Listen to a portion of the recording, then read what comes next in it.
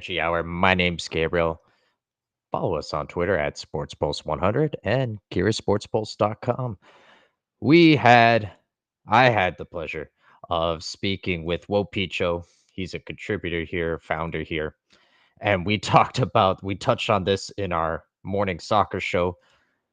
Erik Ten Hag is no longer at Manchester United.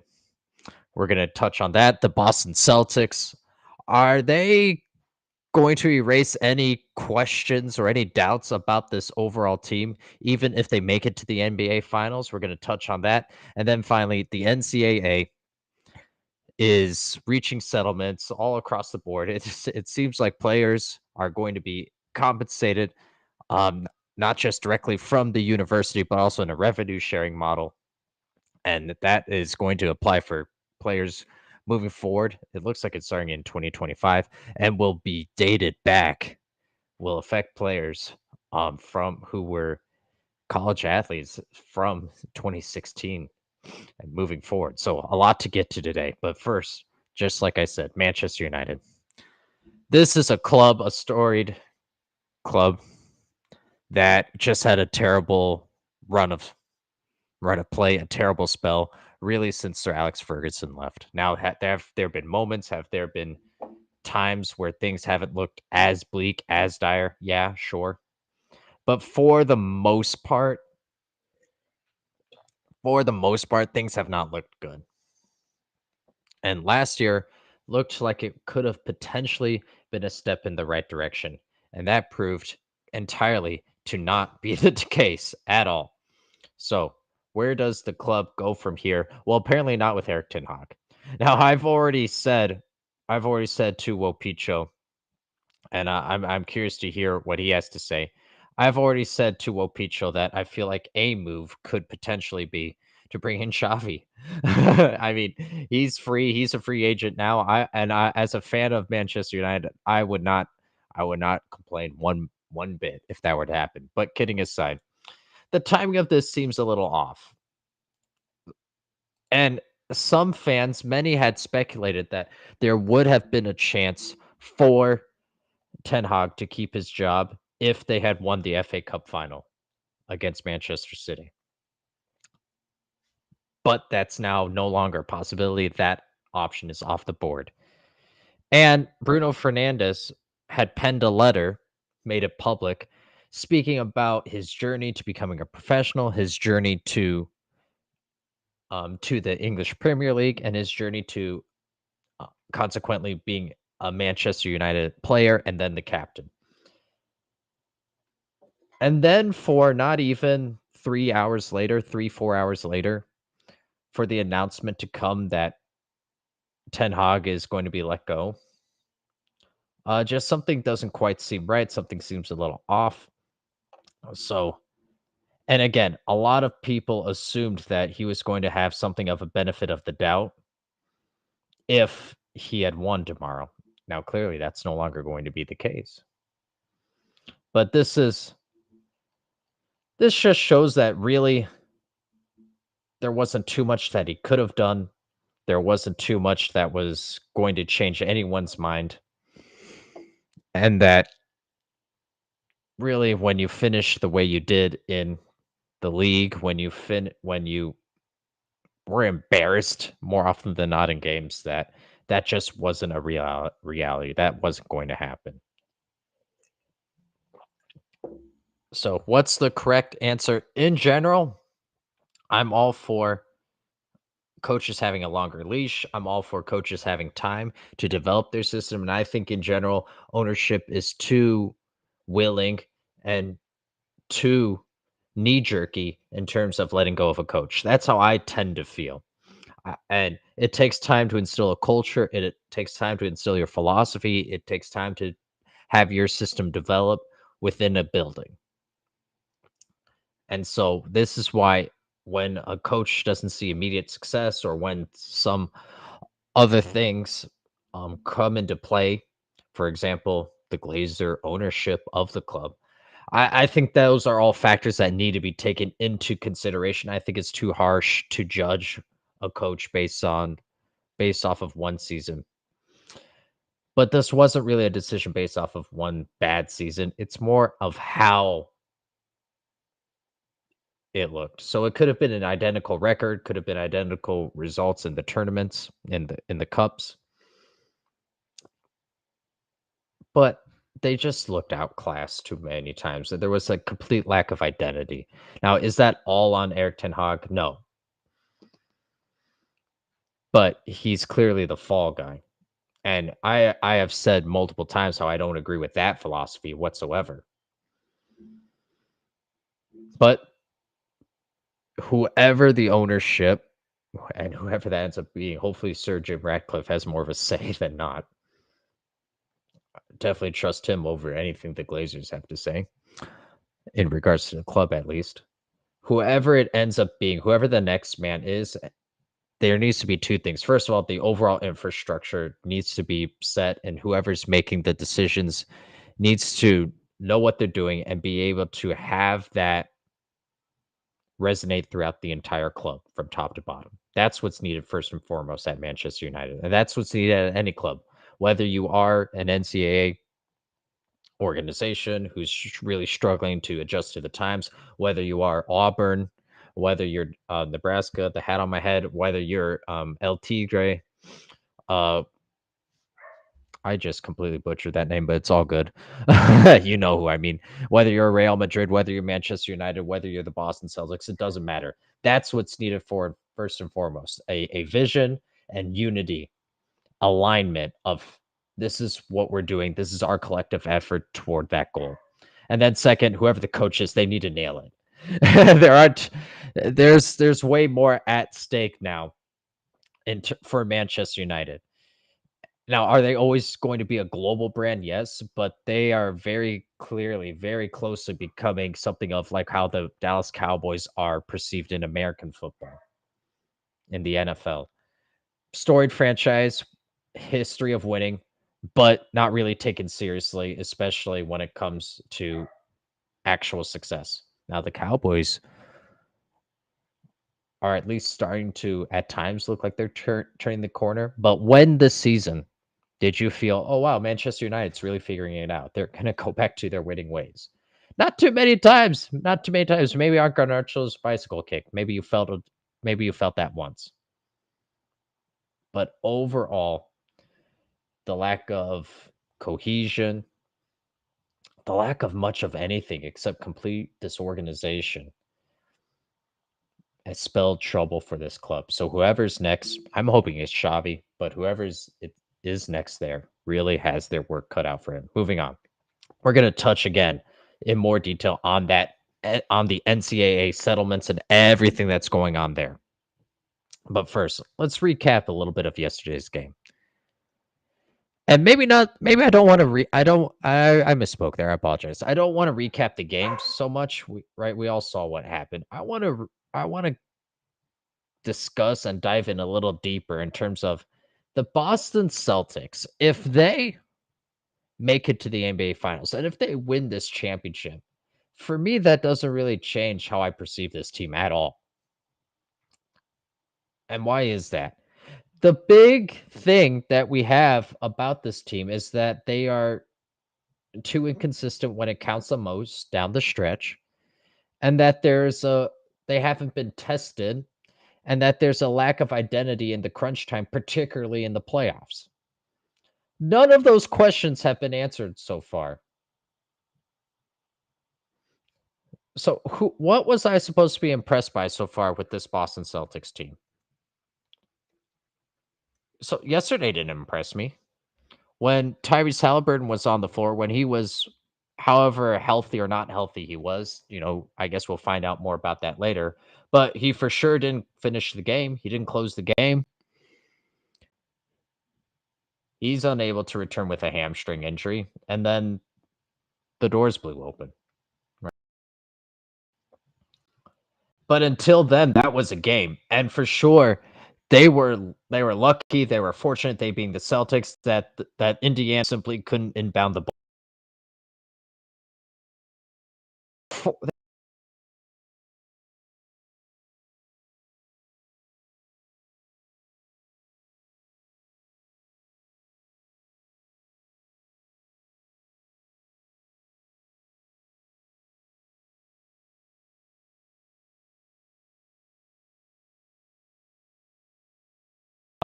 whoever ends up emerging on the other side, whether it's the Mavericks or the Timberwolves, I won't be terribly impressed still.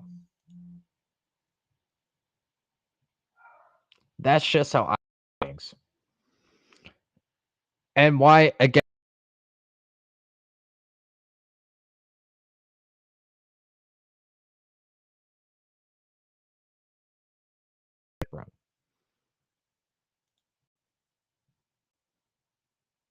we lost connection.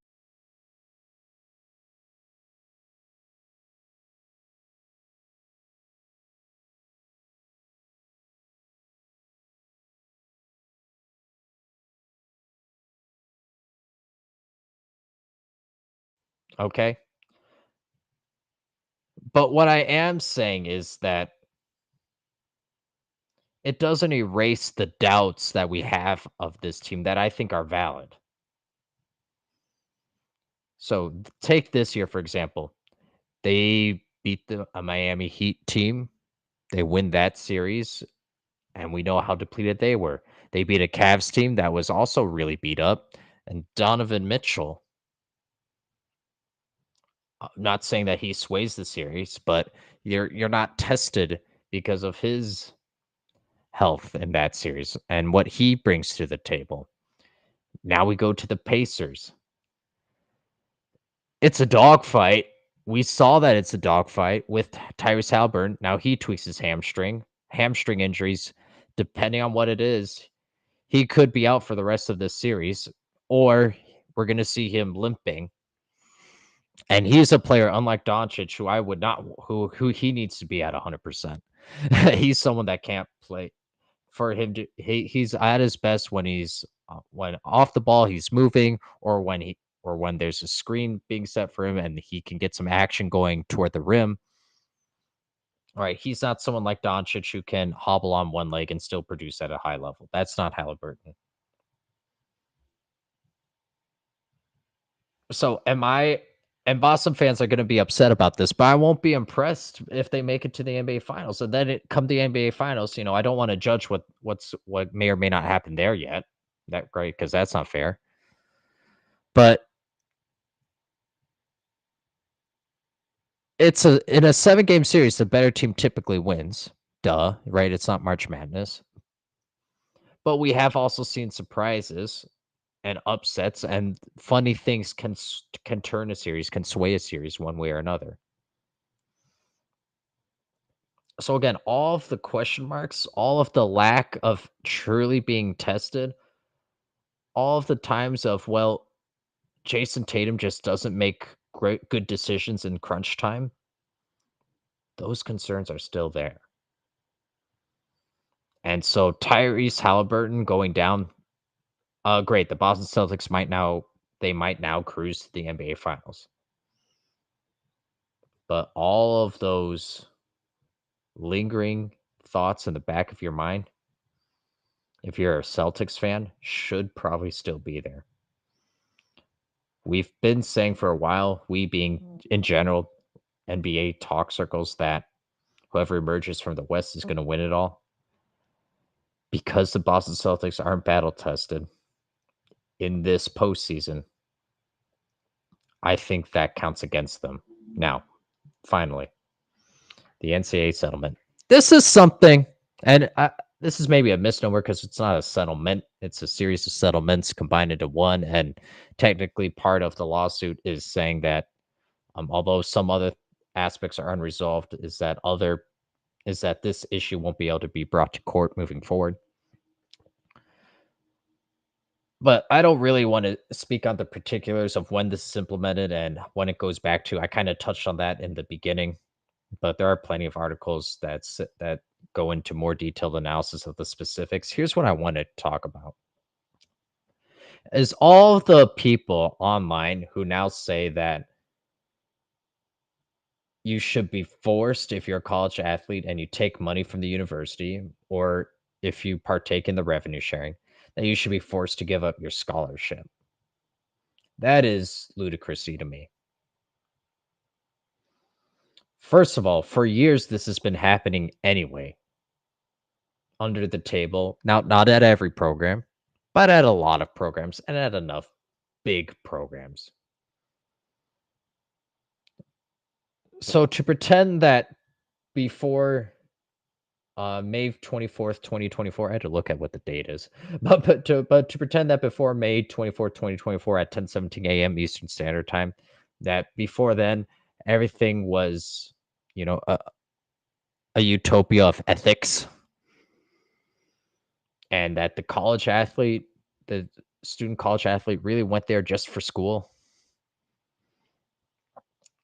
and then played their respective sport. That's a myth. We all know this.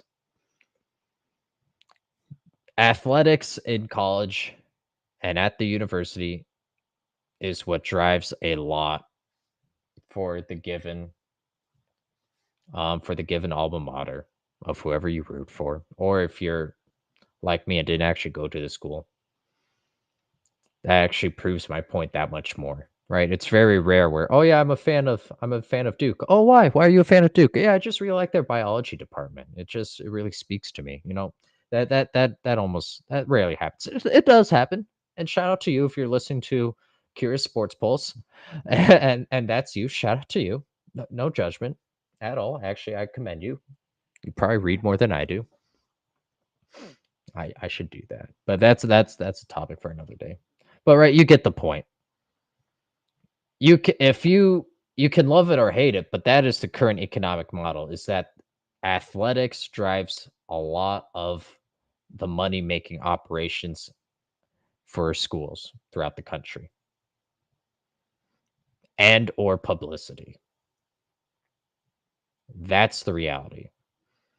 So now, why do I think it's silly to say that if you are an athlete and you choose to partake in the revenue sharing model or to get paid by the school, why do I think it's silly then to even suggest that you should give up your scholarship? First of all, there are you have your full scholarships and you have your partial scholarships.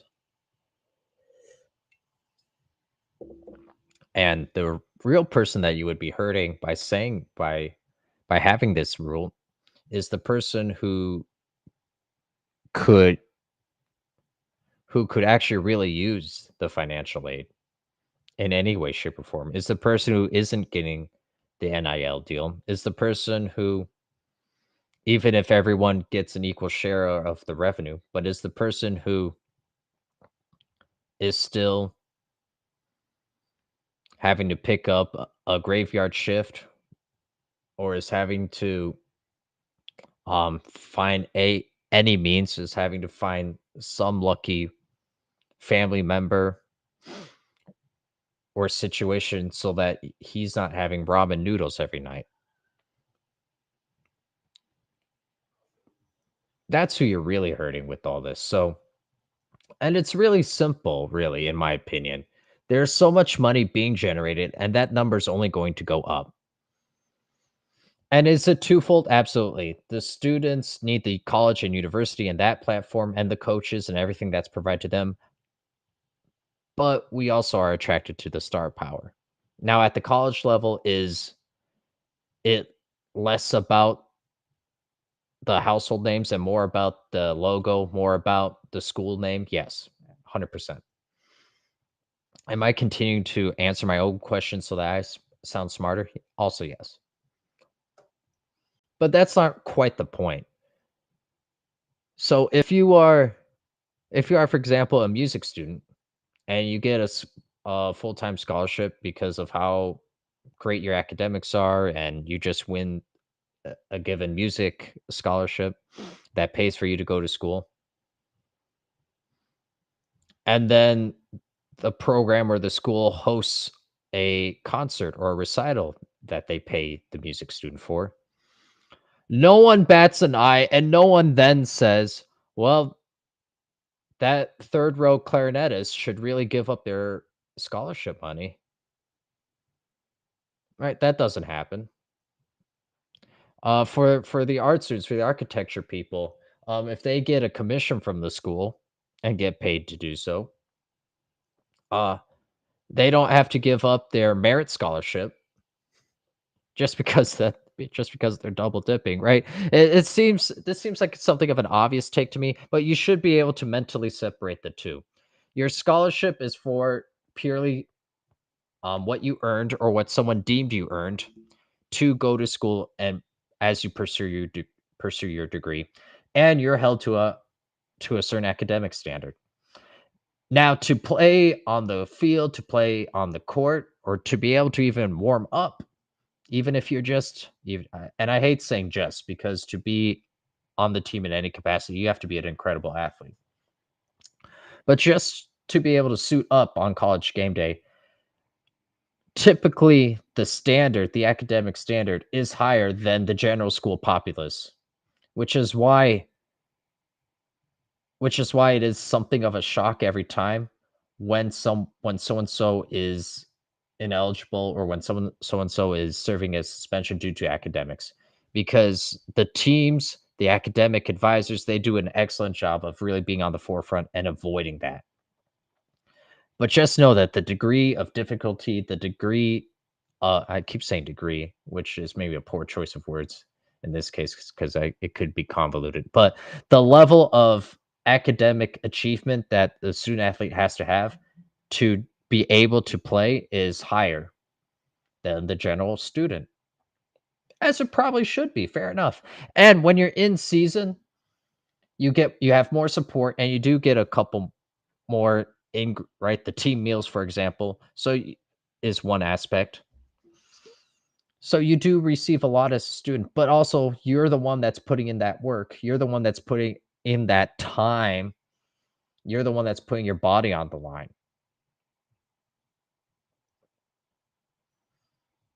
So does it make sense to me? And I think the number was 20 million, that schools will have each $20 million per year to divvy up however they see fit as part of a revenue sharing model. Yeah, yeah, yeah. That makes sense. That makes absolute sense. And should they then also be forced to give up their scholarship when this happens? Absolutely not. Absolutely not. I think that's lunacy. I don't think we don't do that for any of the other majors. We don't do that for anyone else on campus. In fact, we would encourage them. We would say, yes, go ahead, find ways to use what you are good at, to use what you are bringing to the school in terms of notoriety, either effort or production, and you are more than welcome. In fact, we encourage you to also be able to capitalize on that. So that's all I got for today. Tune in 4 p.m. We have our newer show. It's not really a new show. So every morning, 10 a.m. Eastern Standard Time, we have the Java Energy Hour, which is more of a focus on general sports. Every Monday and Friday, 9 a.m. Eastern Standard Time, we have Total Football Breakdown with Will Picho. He goes in, breaks down anything and everything soccer. And then starting 4 p.m., we have Provide the Spark, our more general news show in the afternoon, 4 p.m. Eastern Standard Time. Again, kind of anything is on the board at that time. Curious Sports Pulse.com, at Sports Pulse 100 on the Twitter.